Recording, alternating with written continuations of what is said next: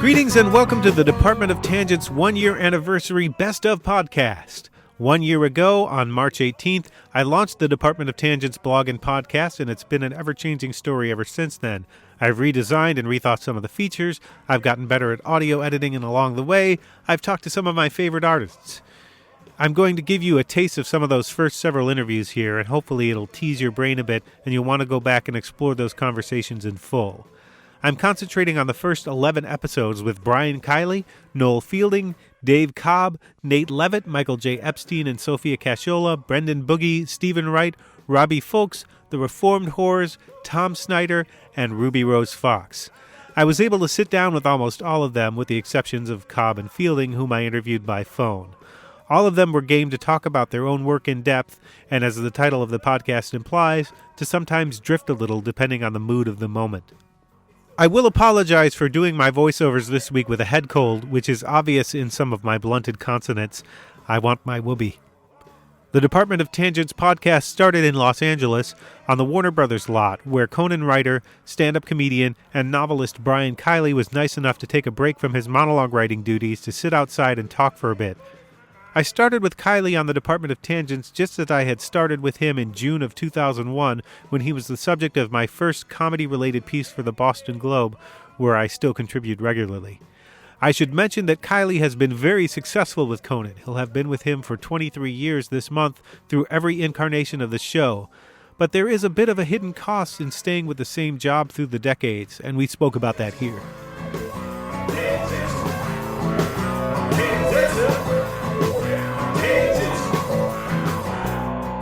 Did that make you rethink your choices of whether you wanted to be a comedian and a writer? Yeah, I mean, I have to say there were a lot of those things where you go, I guess I didn't, I guess in my 20s I was just, whatever I had happened, it's like, okay, I guess I'm having this shitty thing for lunch or whatever, you know. But now sometimes it's like, oh, that was terrible, you know. Some of the indignities that just, I guess it's just how the stand-up world is, you know. Well, now you've been with Conan for, is it 21 years? It'll be 22 in March. 22 the Ides of March, yeah. How does that feel to have that sort of stability in this? Well, it's nice to have the stability. It does, you know, sometimes I do see people whose careers are more varied and they wrote on this sitcom or they wrote on that show. And I do kind of wish I had... What's the nice thing about people write on sitcoms, if you write on a good sitcom, people will watch it years later. Mm-hmm. And you have, so a show like Conan's, it's kind of like working at a newspaper where who wants to watch it 2 years later or 5 years later or something, you know? I understand. Whereas I'll watch, somehow it just occurred to me I'm suddenly insulting you. Meant to be insulting me, it's but like what you do. I took us both down.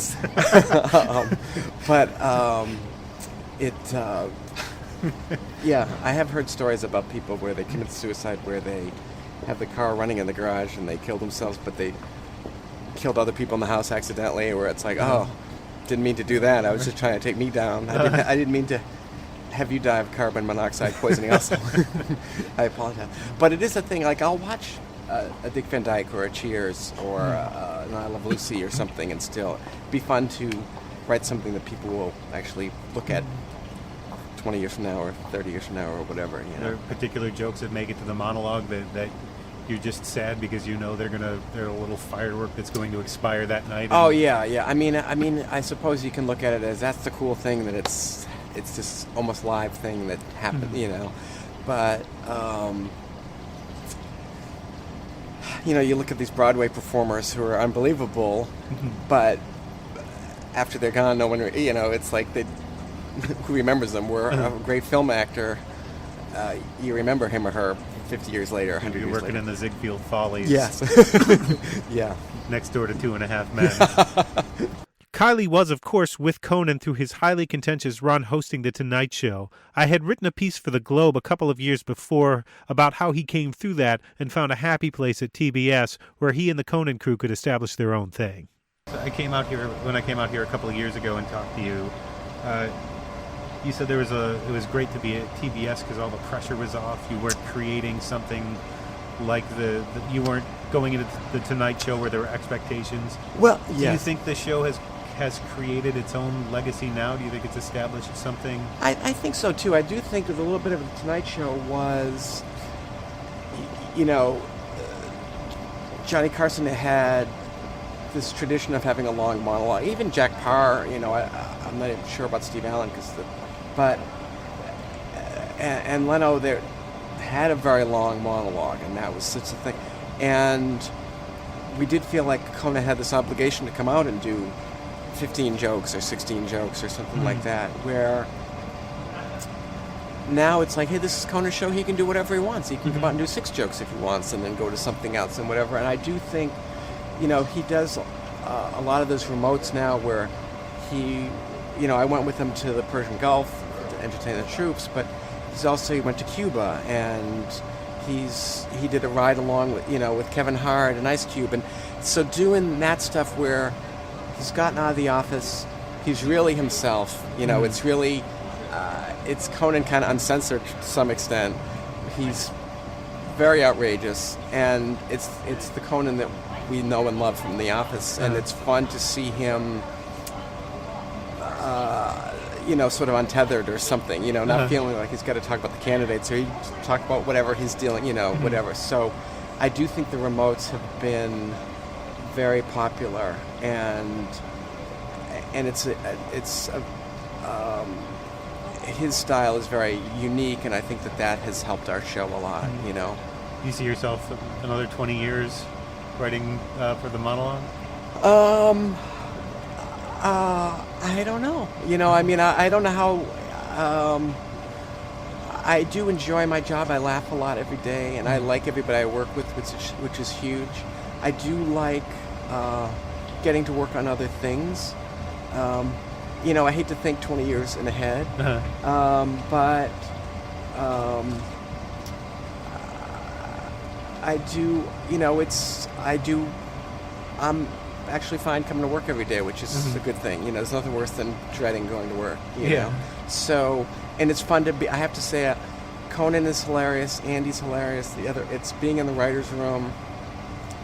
I go and laugh a lot. In the old days, the sketch writers would work until like midnight, and they'd just be so sick of each other.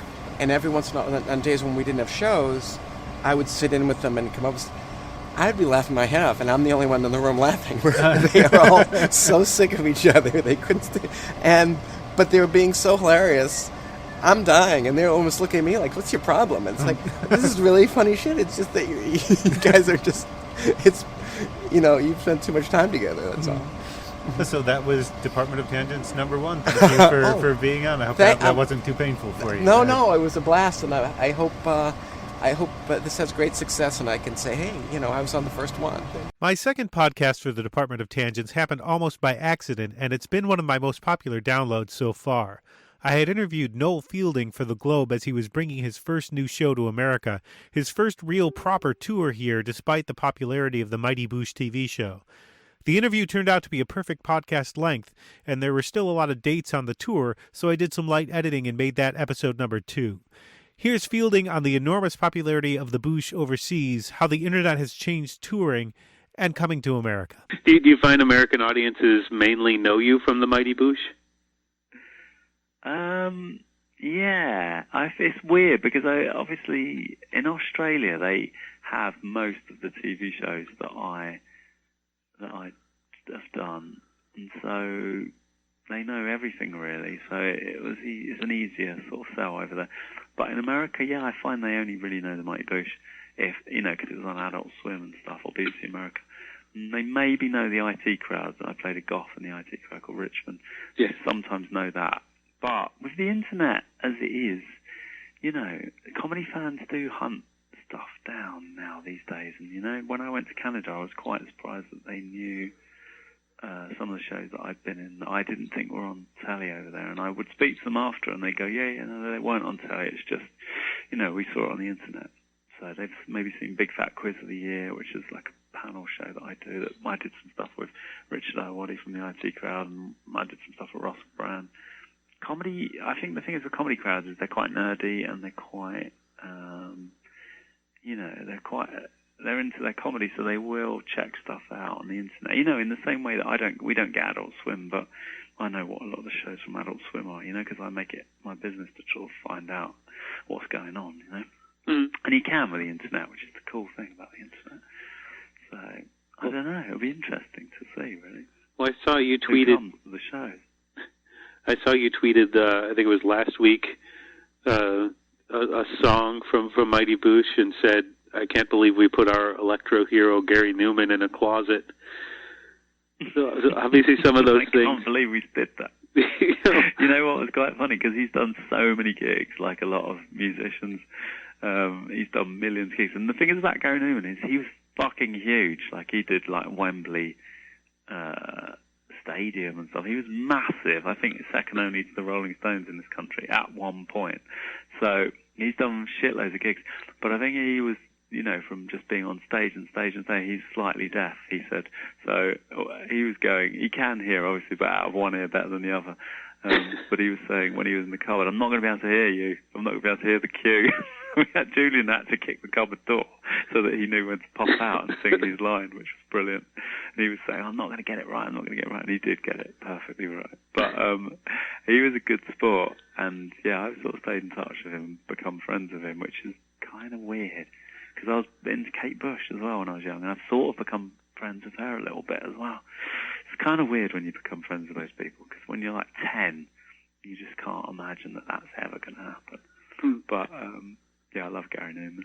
So I've just written something, actually, that I'm just working on, and there's a possible cameo in it for him, if he's up for that. In the trying to keep Gary Newman in my comedy shows. But, yeah, God, I can't believe that was quite a long time ago as well. But yeah, it's weird that we put our electro hero in the cupboard. It's not right. Well, you were surprised what you were... In a way, it's right. It's very right. Were you surprised what you were able to get away with on the show in terms of things like that? And things you were able to... There's a sort of tipping point, isn't there, where we started off doing that show, and it was quite weird, and it was on like a channel over here called BBC3, which is quite small, and then it was a cable channel, and then it got bigger and bigger, but it was part of the BBC, so it had some sort of quality to it, and we got repeated on BBC2, but there was just a sort of tipping point. We did a series, I didn't know if anyone watched it, we did another one, and then we didn't, again, we weren't 100% sure if anyone was watching it, and then we went on tour after the second series, and I remember we did York, and it was sold out, and then when we tried to leave the venue, none of the crowd had gone home. There's like 2,000 people, but they were all outside the venue, like just outside the backstage sort of exit. And the venue said, "No one's gone home. They're all outside. They're all climbing up the walls. It's like Beatlemania." We were like, oh. And then we tried to get out, and we sort of did lots of signing and stuff. And then we ran to our hotel, and they were chasing us down a street, like 400 kids and 500 kids. And I remember my Australian tour manager looking at me and going, "What have you done?" And we just were completely surprised. We were like, "Oh, this is weird." And then it just kept expanding, and then we were doing like arenas, and it just got massive. And we had our own festival, and we were like headlining big festivals, and it just went nuts. So we were in a position at that point where lots of people like the Human League and Gary Newman and you know, Bono was kind of calling us up, and lots of big, you know, people were sort of into it and wanting to be part of it, you know, and be in the show and stuff. So it is amazing, because you sort of go, shit, can't believe that we put Gary Newman in a cupboard, or that I ended up doing a video with Kate Bush. But I think there's just a point where stuff sort of snowballs, and then it's at this sort of peak vibration where everyone wants to get involved, and you have some sort of power to sort of harness those people with all your heroes, which is sort of surreal. But I guess anything's like that, you know. I guess like the Muppets is like that, you know. Jim Henson's making the Muppets, and it's like all of a sudden now at first series he's trying to get lots of people in the Muppets, and then by the third series people are going, "Please let me be in the Muppets." And the stars are getting bigger and bigger, you know. And it's kind of crazy, and he's probably thinking, "Wow, how this happened." Yeah, well, and it's not that I'm comparing ourselves to the Muppets, although there is some sort of synergy between the Mighty Boosh and the Muppets.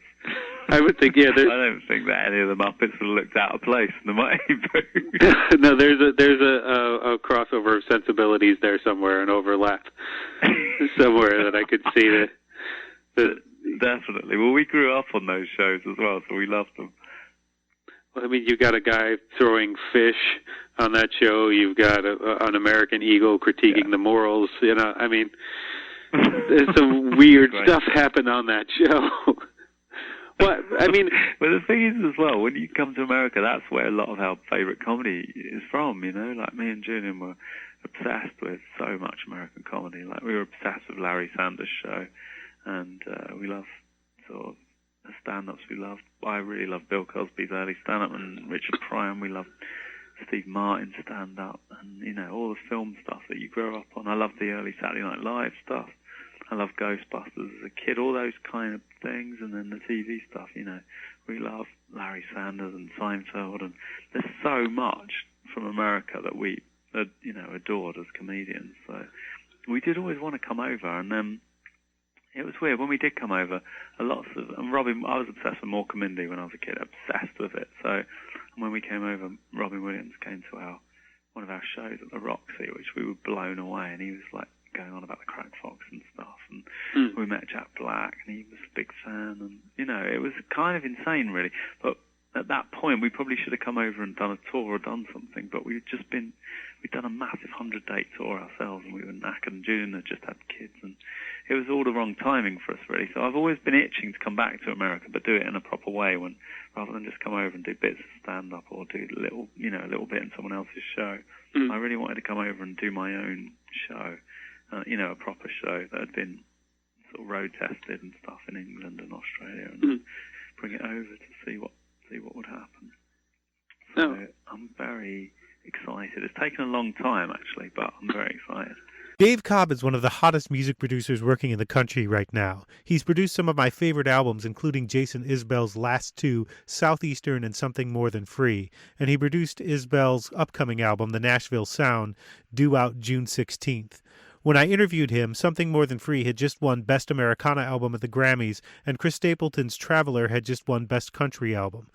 His list of credits is impressive. Sturgill Simpson, Lake Street Dive, Zach Brown, Shooter Jennings, Miranda Lambert, Lindy Ortega, Rival Sons, Chris Cornell. I could spend this whole podcast listing the artists he's helped to find their own voice. He told me there's no real formula for making a successful record past letting an artist be themselves. So do you know when you're producing something like a Jason Isbell or a Chris Stapleton album what the reaction's going to be? No, not at all. And particularly when we did Southeastern with Isbell, it was just a record that was done out of the purity of representing the songs and being honest and really not worrying about anything else. And that it really surprised us all when that record really kind of took off. And I think that was the first record to kind of open a little bit of a gateway for other artists to have success with writing these kind of real pure albums. And with Stapleton, when we did his record, we both thought, man, if we can just sell like 20,000 records to be able to do it again, that was our bar. Mm-hmm. So we didn't expect it to do what it's done by any means, and we're really happy about it. Do you have a specific process that you approach an artist with? No, I think when we did, it's easy to reference Southeastern because I remember taking a meeting with Isbell about it. He was supposed to go in the studio with my hero Glenn Johns and Ryan Adams to do a record, and something happened and it fell apart, and so he had this time booked to make a record about a week and a half from the meeting we took, and I pitched him, I wanted to make a record like Bridge Over Troubled Water, the Simon & Garfunkel record, because that record, when you hear that record, you think it's acoustic record. You think it's two guys with acoustic guitar, and in actuality, it's guys singing in cathedrals and loops and all kinds of crazy stuff going on around it. I mean, it's beautiful orchestration. So, but it still feels like two guys with a guitar. And so I played him that record, and I think I sold him on the idea of that. And I don't think Southeastern sounds anything like that record, but that was definitely the impetus for kind of a model of how we wanted Southeastern to be. No, I wouldn't have guessed that, but it makes sense when you say it. philosophically. Yeah, it's always philosophical. It never works. Trying to rip something off never works. Did you approach something more than free the same way, or did you want to mix something up? Well, no, not at all. But something more than free is more of a band album, and Isbell's such a strong writer. He came in with those songs because we didn't hear any of the songs prior to recording. But I thought, each song we kind of tried to represent the song as best as possible. I mean, there's huge band tracks, and there's also tracks like Speed Trap Town that tie into Southeastern. So I definitely wanted, I think Jason wanted to have, kind of the stripped down thing and the big band thing as well. So that record's his own entity. I think he's kind of forged his own sound in general, and that's just kind of the evolution of his own sound. When I spoke with him after Southeastern, he said giving up some of the production duties was a good idea, and that was maybe something he wasn't used to.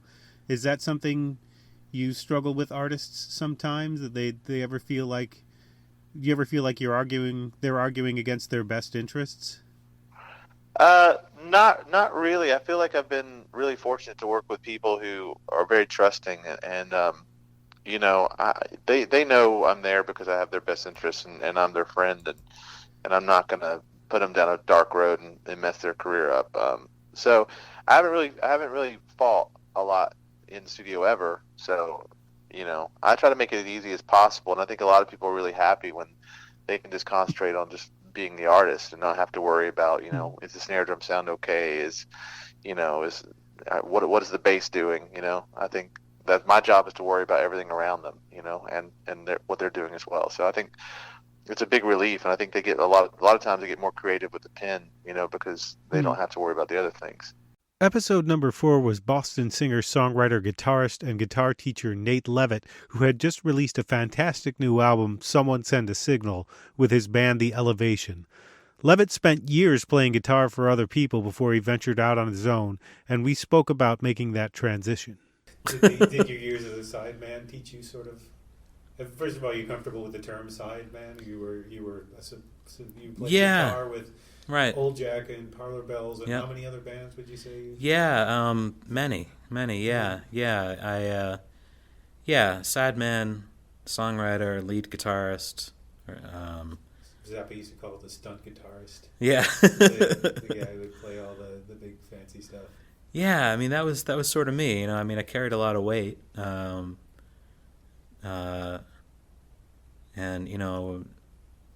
I don't think early on when I first started playing, I toyed with the idea and maybe played a couple early shows being the lead singer, but I quickly found that my role was more comfortable, off to the side, Well, there's a history of especially in Americana, of the guitarist / side guy eventually learning how to write songs and becoming the solo player. Right.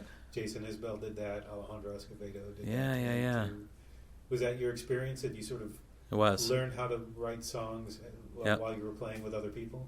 Learning how to write songs, learning how to sing, learning how to use my voice as a lead instrument.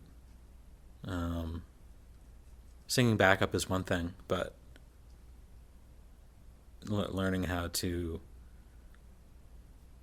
I still feel like I'm learning how to sing as a lead vocalist. I don't think you stop unless you're one of those few who have the sort of perfect voice. Even then, you probably still learn. I remember the first time I heard my voice recorded and played back to me.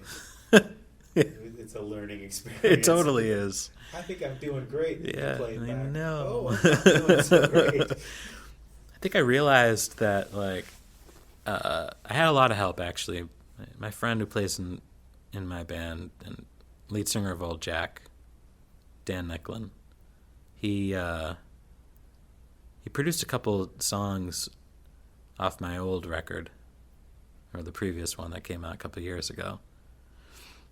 And he helped me. You and Me in the Silence. Yeah. 2014. Right. And I learned a lot from him recently. I would say the most I learned from was the band I spent most of my time with was the Blizzard of '78, and which before that were known as Delta Clutch, and that was a good 15 years in Boston and Providence. The lead singer of that band, his nickname is Pip.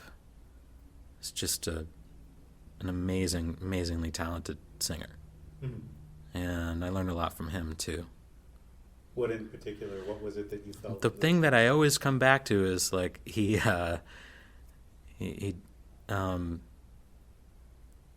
mentioned something about just kind of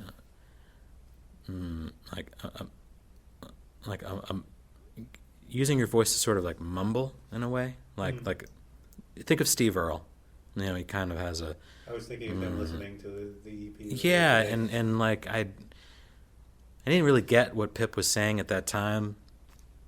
You know, and then listen to a bunch of Steve Earle and stuff like that, and it just found its way into my voice one time. You know, eventually. So I always come back to that, and he's just an amazing singer. Still is. He's the type that just rolls out of bed and can, sing a take and go back to bed. I hate those people sometimes. Yeah. Michael J. Epstein and Sophia Casciola wear a lot of hats as artists. Right now, they're probably chiefly known as filmmakers, as their third feature, Blood of the Tribades, a title I am forever mispronouncing, is now out on Amazon streaming and DVD, but they're also musicians who have led several bands, including Do Not Forsake Me, Oh My Darling, and the Michael J. Epstein Memorial Library. And they've done film and TV tech work for others. And this is what they said when I asked them about their various creative pursuits. So you both have been in a plethora of bands. You've made 3 feature films. You do tech work for other people. What do you consider your job title? Oh, I hate this question. Okay, so one time we were crossing the Canadian border and the guy was like, "What's your occupation?" And I said, "Housewife." And he looked at me with such disbelief, like I was trying to pull something over on him. I was kind of offended when you said that. Because like I keep such odd jobs that like I don't have a career. Like, like I just freelance like crazy. So... like, I do web stuff, I do film stuff, I do music, I do art, like... And trying to explain that to the Canadian crossing guard. So I just, like, panicked and said housewife, and it was, like, the wrong answer, apparently. They let us into Canada, it was okay. So wait, what was our job title? I think I settled on artist, even though it sounds very pretentious, but I'm pretty pretentious, I would say. Yeah, so I've also been, my job has been professor at Northeastern University for the last 11 or so years, and now I'm abandoning that entire career shortly to be, I guess, artist or something. I don't know. It's a hard... our text, or not our text, but on our registration for voting. It's the census, the local census. Okay. We both listed entertainer. Yeah. I think you wrote dancer. I wrote dancer originally. And it got well, in essence, that's what every entertainer. I'm like, I don't know. I'm really basically, I dance around in some form or another. They changed it to entertainer, though. Yeah, they did. So that's also a good job title. Yeah, not to go in a crazy tangent, but it's also kind of the thing where people, we started out artistically mostly in music, and then we started doing films, and a lot of people kind of said, "Oh, how is it switching? Is it a totally different experience or a totally different idea, different approach?" And it's really, I think, the case that every creative endeavor is really the same. You're doing the same thing. It's just what the medium is and what the format is.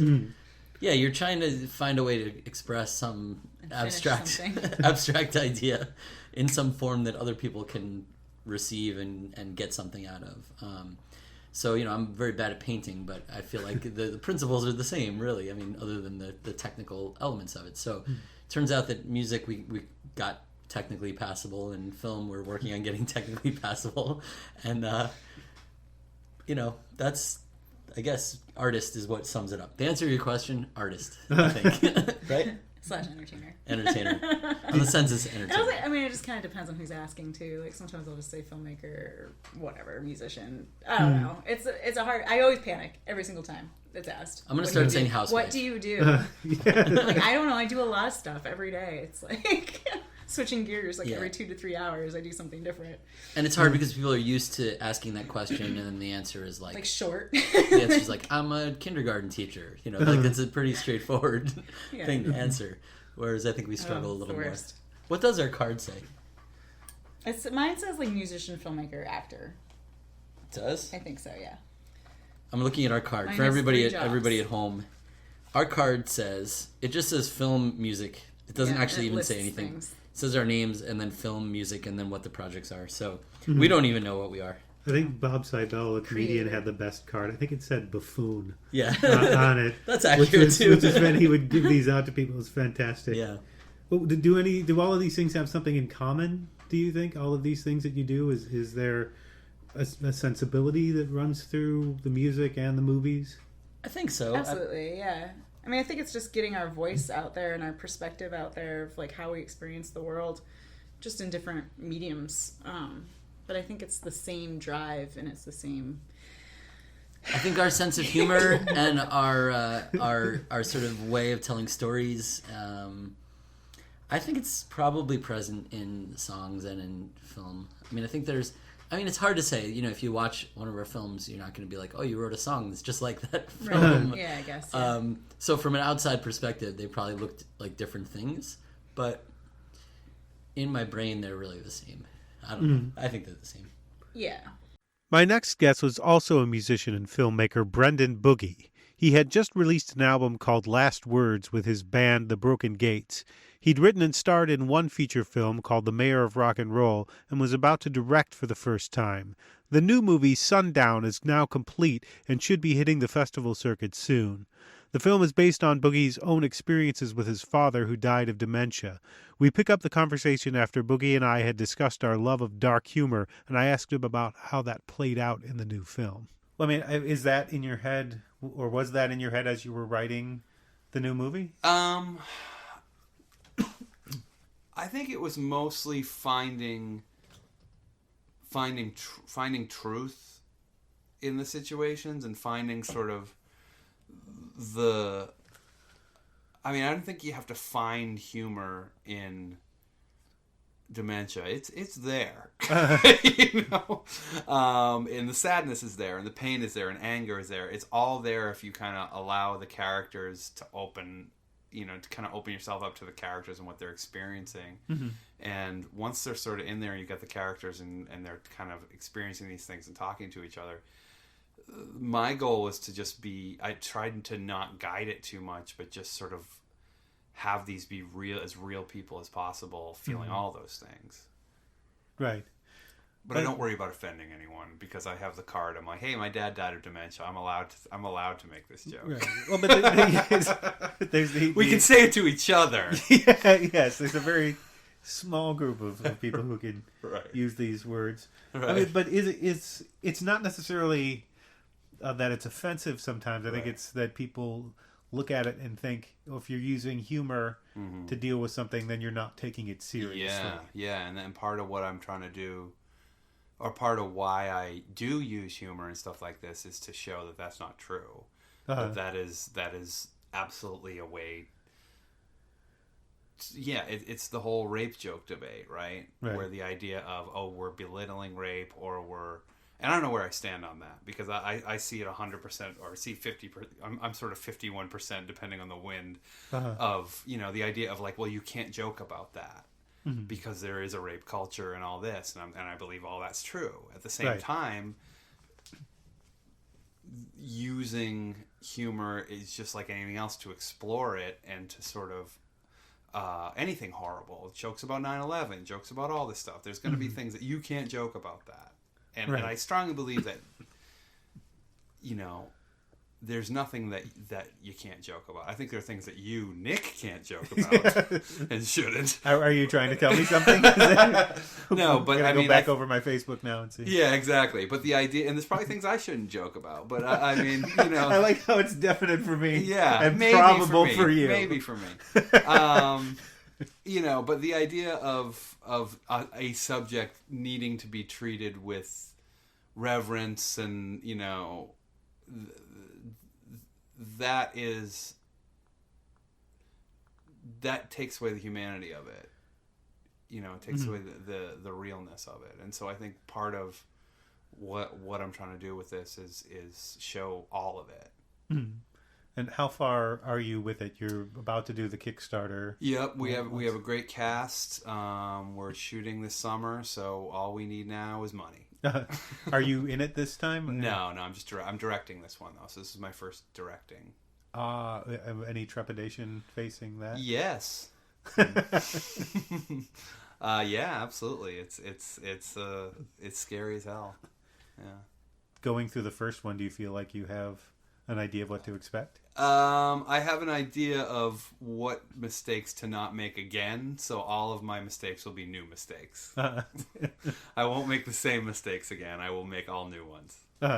My next guest was Stephen Wright. I don't even know where to begin describing that. Stephen has been one of my favorite human beings to talk to over the years I've been covering comedy, and all the strange paths these conversations have taken were part of the inspiration for creating the Department of Tangents in the first place.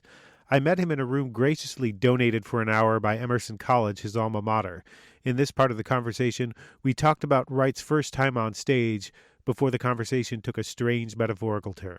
I went there and I had 2.5 minutes of stuff written, and I went up and my legs were shaking before I went up, and I was sitting in the audience with my friend Mike Armstrong, and then I went up and I did it, and it was over, and I was very disappointed because I didn't laugh they laughed at about half of it, which really was an amazing ratio, but I didn't know that. I was so naive. I wanted them to laugh at way more of a percentage. And then Mike McDonald, who I knew from Emerson, he was already doing it. You know Mike McDonald? Yeah. So he was there that night, and he pulled me aside, and he had a little talk with me, which changed the whole evening for me, because he said, look, he never did this before. He never ever went on stage. He never did the material.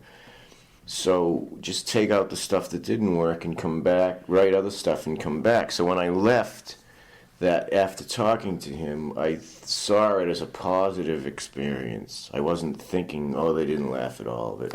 The reality of that they actually laughed at something that I said, that I wrote, was like, oh my God. Because like I said, I wanted to do it since I was 16. So when I left that night, I was focused on that they laughed at some of it. And that little conversation with him really had a giant effect on me. I think I still would have gone back anyway, but that, that was an amazing thing that he said to me. That little bit of basic knowledge that you couldn't have gotten from anyone else but a comedian. Yeah, he was doing it. I knew him from Emerson, but he was already doing stand-up, and that kept me going back. That was amazing. I always mention him when I talk about the beginning of my career. When you went back that second time, did it work? Did you take out stuff that hadn't worked the last time and put new stuff in? Yes, but the ratio was only a little bit better. It still was about half. Maybe they laughed at a little bit more than half. But still, I mean, I didn't know anything. Thinking back, that's an amazing ratio. Because after doing it for months and years, the ratio became, which it still is now, like 1 in 4. 1 in 4 jokes that I write gets a big enough laugh to stay in my act. So the fact that I had a 50-50 right in the beginning was like freaky. I didn't know it then because I didn't know anything. I don't even know what I'm saying to you now. Well, it's good. I'm recording it, so later on you can go back and see what. That still doesn't know what I mean. I may be able to hear it again. But that doesn't mean I know what I said. Yeah, it won't resonate with you when you hear it again. You won't really get it because you're speaking to yourself on a level that you can't really understand. You mean when I hear it back? Yeah. Yes, it'll be, yes. I'll be electronically psychotic, is that what you say? That's what it'll be. That's a great album title. Because of the gap of when it was said to when it was, you hear it back. Right. That should be a measurement. Every time you hear something back, this should be measured how much time went by since you said it. Right. It's I like a don't know what Doppler that thing. matters. I'm high on coffee. It's the coffee. That's going to be my... Anyway. The next time you do a comedy album, you have to do it, tell all the jokes all alone in a room, and then play that for an audience later, and record that, That's funny. and see It's how funny that. to bring a tape recorder up and just put it on the stool, and then bend the mic down so that they can, and then you could just sit beside it, like listening to how they react. That would take so much of the pressure off. Right, and it's if- amazing. And if you're about to go into a chunk and they're not responding to the beginning of it, just sort of shake your head forward past it, and put yes, it, put it yes, back. it would be considered a semi-live performance. Yes, and bill it as that, and people will not know what they're what they're in for. A semi-live evening with Stephen Wright. But when I interviewed you before a while back, you had mentioned that your delivery, at least partially, came from the fact that at the beginning you were so concentrated on concentrating on remembering the jokes, Yes. and you were somewhat worried that you'd forget, and so you didn't necessarily pay a lot of attention to what you were doing with the delivery. Is that? Yes, absolutely. I was, like most people, talking in front of a crowd is horrifying. It's like the biggest fear. You've heard these surveys, like people put it up higher than death. Public speaking. Have you ever heard of that? Yeah. It's like, so the conflict I had was I wanted to do this, but I was extremely introverted. I mean, it really is against me, really, to be doing. It's really wrong for me to be doing this, really. As a I mean, it's like I do something pretty good that I really shouldn't even be doing at all, because it doesn't. It's not me, really, to talk in front of the people. I mean, I'm used to it now, but it's still not normal. I'm used to a thing, because this thing happened repeatedly, it appears to be normal, meaning going on stage, but it's still not a normal thing. Anyway, I was very afraid, and I had a blank face because I was really scared, and I was saying that, I mean, this is how I talk anyway, but it was even exaggerated, the monotone, because I was concentrating on the joke. What's the next joke? Saying the joke the correct way. I was doing a very serious. Say it to the audience was very serious to me. To get it to them correctly was a serious thing. The analogy I use is if we went to Disneyland and the construction guys were building a 60-foot Mickey Mouse that was gonna be slipping on a banana peel, like, you know, but they're putting the staging up, and you see the cement mixers backing in. You know, you only see half the part of the legs, and maybe you can barely even tell what it is, but you know eventually that. You following me? Yeah. When you come into the parking lot, there's a 60. This doesn't really exist. This is just. This is just very important. It's very important that you know that. Thank you, Doctor. Oh, I know you give me an M&M when I acknowledge something I'm saying doesn't really exist. Yeah. But the guys building the thing. It'll be funny when it's done and you. Family comes in and, oh, look at Mickey's falling on the banana peel. But the guys assembling it aren't laughing. They're backing the cement mixers in. That's what it's like to tell a joke to me. I'm not. I'm trying to get it across. So it's not. Is it funny to you then? It's not. I know. I think it's funny, but I'm more concentrated on saying it the right way in order to. Hopefully they'll laugh at it.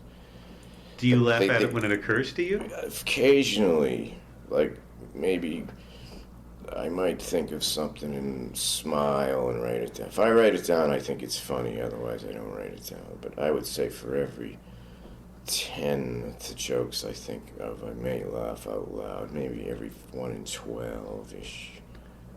But I might, even though I'm not laughing out loud, I think it's funny. Otherwise, I won't write it down.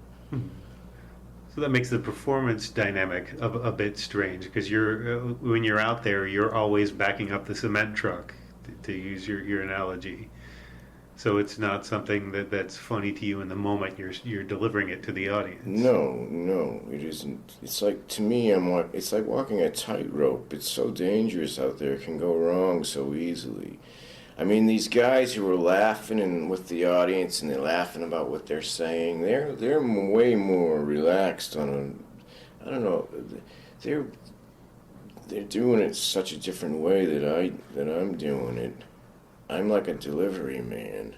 Mm-hmm. I have to deliver it the exact right way. It's like rather than a pizza, there's something funny in the box. But I gotta go up the steps and then give it to the guy in the right way. Like, I gotta go up the steps and he opens the door and I give it to him. If I trip on the steps or he doesn't open the door, then it won't work. Right. You try diving through their front window. They'll get upset with you. I was thrilled when Robbie Fulks agreed to be interviewed for episode 8. I'd interviewed him in the past for other publications and found him to be smart and thoughtful with a great sense of humor.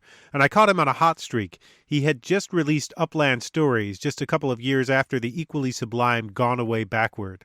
Listening back to this interview, it's clear to me that I went a bit too deep on the source material for some of the songs on Upland Stories, which was James Agee's Chronicle of the Depression-era South, Let Us Now Praise Famous Men.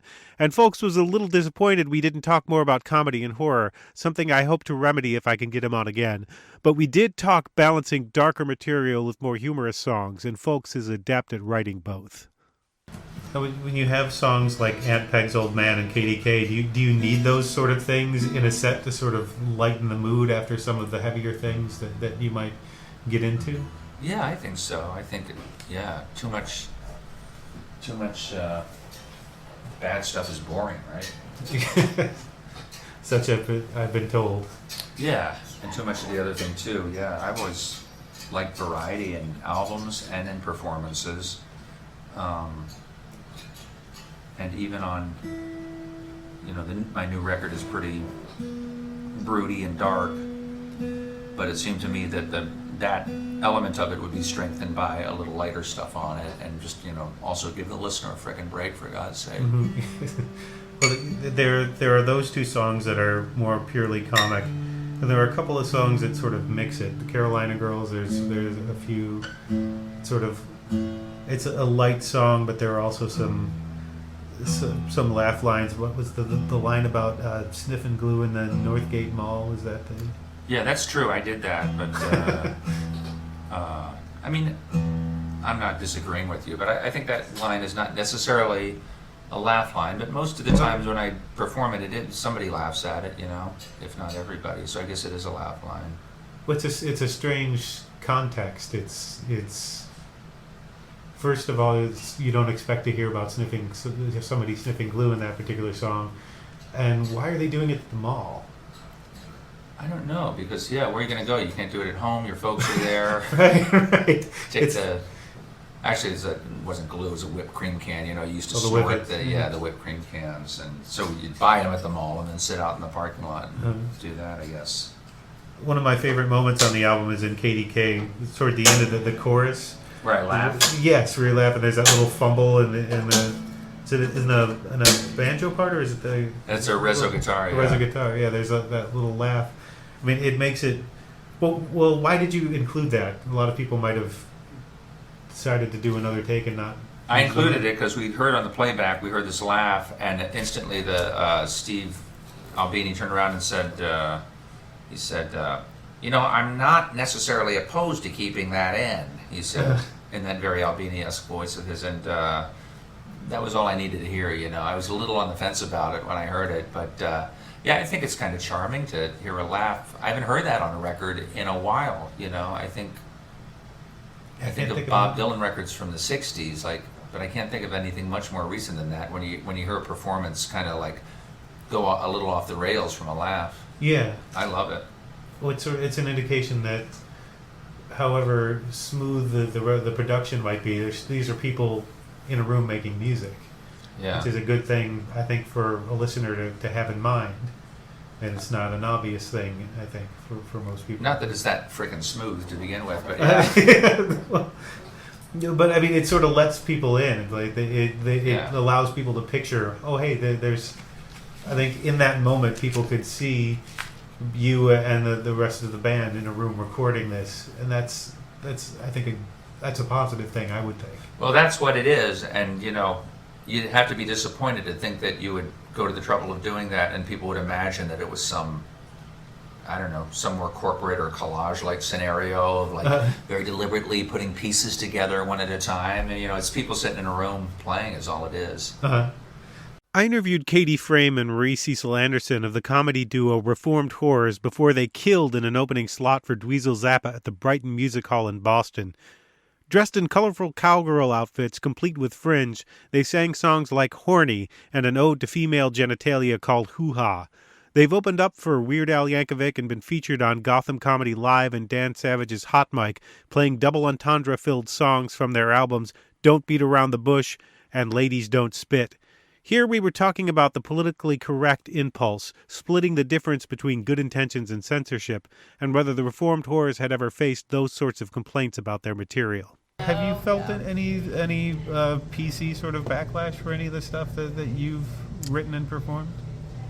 No, not PC backlash. I mean, I think that like we're not very PC, but we also are respectful. Mm-hmm. So it's like when we write about stuff, it's with the angle of empowerment, and so I think that's kind of what helps us kind of get. So we can sing about dongs and stuff, and it's not a problem because if we're talking about PC about everything, then I don't know what. I don't think again, I don't believe in censorship. I just think but we try to be don't nice. Offend anyone. Yeah, that's just our MO. We're nice. We leave that to other comedians because some people comedians are great can at it. Really tackle that sort of stuff, and very that's fun seamlessly. too. We know our strengths and weaknesses. Offending people? Yeah, if we're just we're not good with mean stuff. Just think of South Park. It's like if they had to be PC, like holy moly, that wouldn't work. But their PC episode was genius. It's just the subjects and language must offend some people, though. Totally. Sure, some. Yeah. I mean, we've been pretty. It's crazy actually how wide the spectrum is of our fan base because from Humboldt County hippies to the blue hairs in Charleston. Totally, they love themselves Reformed whores. Yeah, it's true. And I think that like partly it's just that what we talk about is so universal. It's just like sexuality and human relationships and human experience, and so people can get on board. So yes, sometimes the language is a little blue, and some of the concepts can feel a little blue, but we're not saying anything that's like if you really look at what we're talking about. Yeah, that's the number one thing people say to us after a show is, especially women, but men too have said like, I can't believe you're saying this. That's what I think all the time, but I'm afraid to say it or whatever. So it's nothing new. These concepts are not new. Women like to have sex. Oh my God, that's crazy. Come on. Is there a direct? Is there a line between some of the songs that are you feel are empowering and maybe feminist and stuff that's just sort of silly scatological references? Yeah, I think Girls Poop Too is both, which is so fun because it's really about our hit song Girls Poop Too. It's equality, but then also it's just fun and silly, and we make fart noises and stuff, and it just makes people laugh. Yeah, and also I mean, just like by the nature of the fact that people are still not accustomed to women talking about sexuality the way that we do, or scatological humor the way we do, that makes it kind of like revolutionary in this weird way. But really, we're just making a lot of the same jokes that the dudes make. It's just coming out of a girl's voice, and we're wearing dresses, and we're not trying to like man ourselves up. We're just being who we are, and as girly as we feel like, and we like to make fart noises. We're like whole silly people. Pussy Riot girls. Yeah, we're like silly, Pussy Riot, but like Pussy Fart Riot. Pussy Fart Riot. That's the name of our band. That's your punk offshoot. Yeah, exactly. That's genius. Silly. I met Tom Snyder in his home studio for this interview, so he had access to a piano. Snyder was Jonathan Katz's partner in creating Dr. Katz, Professional Therapist, and last year he produced his own audiobook musical, Is Anyone All Right?, which you can find on Audible and Amazon. We talked about his unusual auditioning method. He had his actors sing a verse of People Will Say We're in Love into the phone to see if they could handle the half-step jumps needed to sing his music. And at one point, Snyder gave me a quick analysis of the modern musical.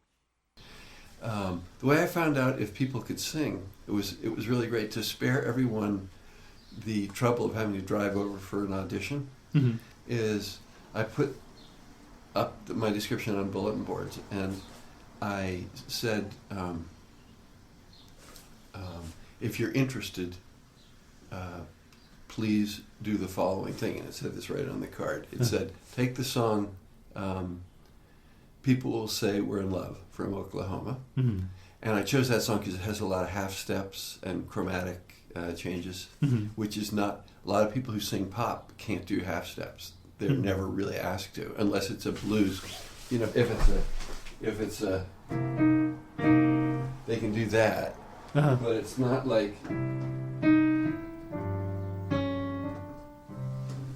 but you know, that's several key changes right in there. Right. It's just, so I said, sing one verse of People Will Say We're in Love. You can look it up online over the phone to this number.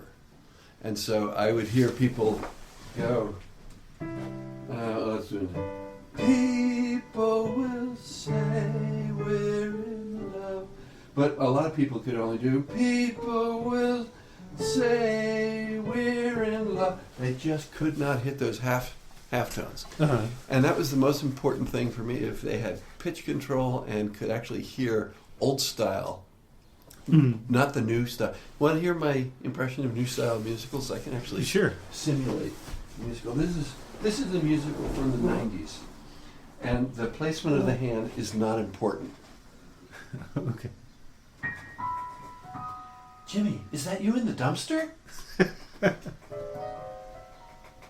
Get away!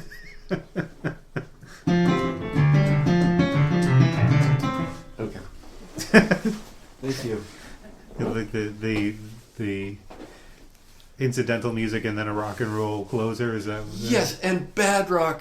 I would say, for the most part, musicals in the last 30 years, if they're rock inflected, it's not real rock. It's musical rock. If it's blues, it's not real blues. It's musical blues, which is written by white guys from New York for black singers who can really belt. Mm-hmm. If it's jazz, it's sort of Sondheim-like jazz. It's it's amazing. Well, Sondheim is incredibly intricate. He is, but he's quite intellectual. Mm-hmm. A lot of the problem with musicals, if I start to suspect that they're too jazz handy, is the way I put it, then my brain drifts away from it. Yes. Yeah. And you know the rock and roll, you are a musician, yes? Yes. So rock and roll musicals use the following change all the time, which is this, like, you know,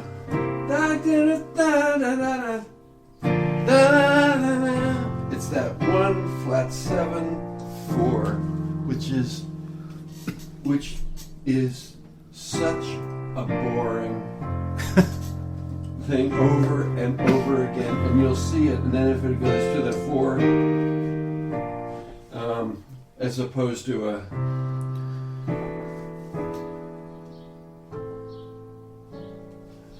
any sort of chromatic stuff. Episode number 11 was singer-songwriter Ruby Rose Fox. Fox packs a lot of political and social punch into some grooving and danceable tunes, and we wound up parsing the lyrics of several of her songs. And since she has a song named Dance of Frankenstein, we wound up talking about horror in general, and then the role of fear and identity in her lyrics. A lot of the lyrics seem to be about identity.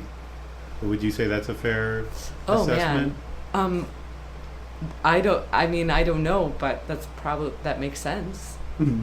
Yeah. Or somebody who's defining themselves in relation to somebody else or to a larger sort of whole. Yeah. I mean, that's it. It's there in Rock Bottom. It's there in was going to ask who the narrator in Dance of Frankenstein is singing to. Oh, Dance sure. They're Yeah. saying, what is it? I'm nobody if you don't want my autograph. Do I have the line right? It's oh gosh, I'm a fake. I'm a haunted laugh if you're the only one who doesn't want my autograph. Right. Yeah. And that song is supposed to be a letter from the monster to the scientist. Well, in Frankenstein, the book, the scientist's name is Frankenstein. Yes. Some people don't know that, so it can be confusing. Or Frankenstein. Frankenstein. If So young yeah, Frankenstein fan. so that's about sort of like, you know, they're sort of imagining them as having this really weird codependent relationship. You know, of having this maker or this person that made them. And I think I struggle with that a lot. I was raised evangelical Christian, and I often get stuck in the same kind of narrative over and over again of feeling created by this man or this creator who left and is gone and abandoned and so God is your Dr. Frankenstein. yeah, definitely. And I think in Frankenstein is sort of the same idea too, which I thought was sort of brilliant on Mary Shelley's part. Yes, where the monster is actually articulate in the book. Yeah. Where he's not in a lot of... Yeah, he's really articulate and says some insanely beautiful things and has a whole range of emotions and feelings and is much more compelling and tragic than a lot of the Frankensteins you've seen in movies. So, which I like a lot of those, but Yeah. it's so different. Mel Brooks actually got it closer to the original than a lot of the Was Young that the Frankenstein. Kenneth Branagh version? No, the Young Frankenstein, the Mel Brooks with Gene Oh, Wilder. Mel Brooks. Oh, yeah. In that the monster is eventually articulate. Oh, yes, Goes from yes. singing "Putting on the Ritz" to actually. Yeah. But also Kenneth Branagh made one. I think he directed and he plays Frankenstein. And he's one of the best British actors, Shakespeare actors, and he nailed it. I thought he nailed it. It was so well done. Are you a horror fan, or is it No, just a Frankenstein? I'm not at all. In fact, I did a little horror research before we did our music video because I was just like, well, I need to know a little bit of horror history, but I really don't like it. I'm too squeamish about the more yeah physical body horror. I don't stuff, enjoy it. I think the way that I probably should to love horror. Not even the quiet horror, which is just the spookier stuff. Yeah, I think I live in fear a lot, so I don't need. I'm like, this is, you know. That was another component of a lot of the songs I was going to mention. Identity seems to be at the center of it, and fear seems to be in a lot of the songs as well. Yeah. Would you say that's a fair assessment? Yeah, maybe. So I feel like I'm I think asking, struggling with it. Yeah, for sure. No, you can ask whatever you want. I feel like I'm being like a Sunday morning political show the way I No, is that a fair okay. assessment of your position on this? No, I think it's okay. Well, they're not easy songs. What draws you to that, at least in terms of subject matter? They're very. There are a lot of them are shimmering and soulful, and that's sort of a different component. But lyrically, they're tough. What draws you to tougher subjects? Do you think? That's like really great question. I mean, I think with the political stuff that has to do with like I've always had a really intense sense of justice and wanting to tell the truth. So I think in terms of stories that haven't been told that need to be told, that is that component. I think in terms of telling, maybe it's the exact same thing. I think when all of the events in my life were unfolding that were really sort of unspeakable, I felt like I had an obligation as an artist to turn it into language and music, and because I am an artist and because I do have a platform and that, if things are going great in my life and I can sing about nothing but trucks and women and like alcohol and I don't know. Uh-huh. I can write country songs, and great, I'll do that. Yeah, I think I was just like in a really dark place, and I think it was just me sort of trying to exercise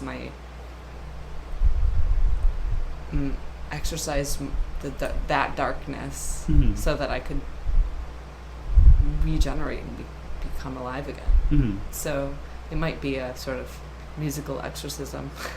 And finally, on this 1-year anniversary, I want to give you the Department of Tangents podcast theme song, Tangential, in its entirety. I wrote the song and played all of the instruments, partly so I wouldn't be infringing on anyone's copyright, but also because I wanted something that reflected the range of things I'd be discussing. There are a lot of references in here, but I don't think they're too obscure. But that depends entirely on whether you've seen all the same movies and TV shows and listened to all the same albums, and maybe if you set up your first drum kit wrong because your favorite drummer was a southpaw. See you next week with an all-new interview. An arrow through the head isn't always a trick. Sometimes it's funny, sometimes it's sick. I found a guy in my closet in 1984. And the ultimate evil burning in my toaster oven. It's the surprise.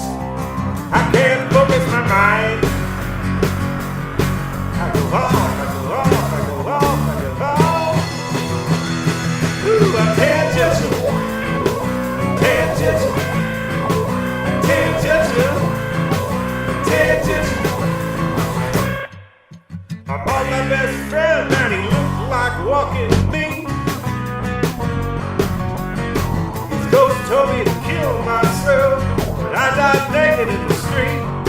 I got a big blue box that takes me where I wanna go. Where I'll end up, I never know. It's no surprise. I can't focus my mind. I go off, I go off, I go off, I go off. Ooh, I'm tangential. Tangential. Tangential. Tangential. This is the bridge. It's the bridge. It's supposed to tie one thing to another thing, but I don't tie things together. So I don't tie things together, so... I was a left-handed drummer in a trailer park town.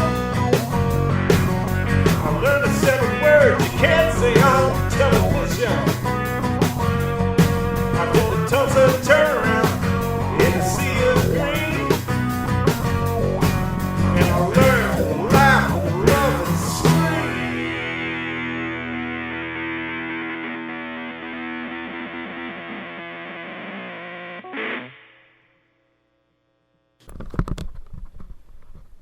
Neil Young.